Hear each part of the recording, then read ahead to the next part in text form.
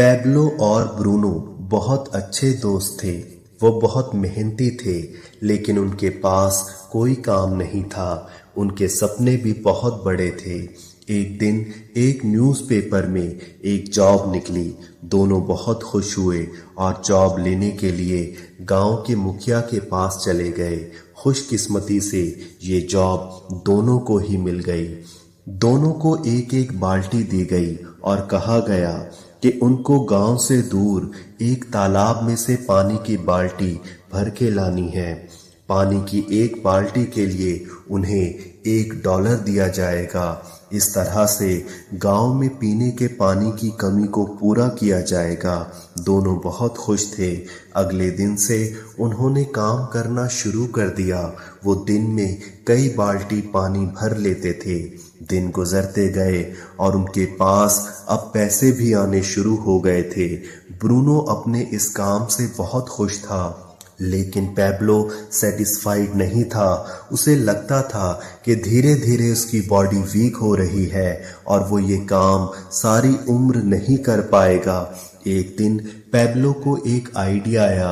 उसने सोचा अगर वो तालाब से गांव तक एक पाइपलाइन बिछा दे तो उसका काम बहुत आसान हो जाएगा। उसने इसके बारे में ब्रूनो को बताया, लेकिन ब्रूनो ने उसकी बात में कोई इंटरेस्ट नहीं दिखाया। ब्रूनो चाहता था कि वो इसी तरह पानी की बाल्टियां भरता रहे और जल्दी जल्दी पैसे कमाता रहे।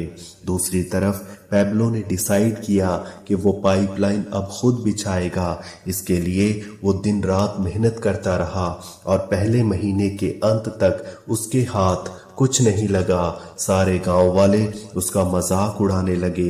दूसरी तरफ ब्रूनो अच्छे खासे पैसे कमा रहा था। उसने नया घर भी खरीद लिया था। बहुत टाइम गुजर गया, लेकिन पाइपलाइन तैयार नहीं हुई। जल्द ही 1 साल बीत गया और फिर दूसरा साल। अब पैब्लो की पाइपलाइन तैयार हो गई थी। उसने बिना बाल्टी ढोए तालाब से पानी पहुंचाने के लिए पाइपलाइन का इस्तेमाल शुरू कर दिया। वो अब तब तक पैसे कमाता है जब तक उसकी पाइपलाइन से पानी बहता है।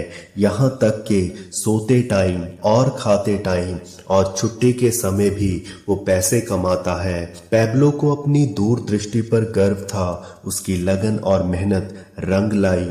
पैब्लो ने हमें सिखाया कि आय अर्जित करने के लिए हमें हमेशा पैसे के लिए समय का आदान प्रदान नहीं करना पड़ता है। उन्होंने हमें ये भी दिखाया कि हमारे पास हमेशा एक विकल्प होता है कि हम या तो कड़ी मेहनत करें या फिर स्मार्ट वर्क करें। उन्होंने स्मार्ट वर्क को चुना और अधिक सफलता हासिल की।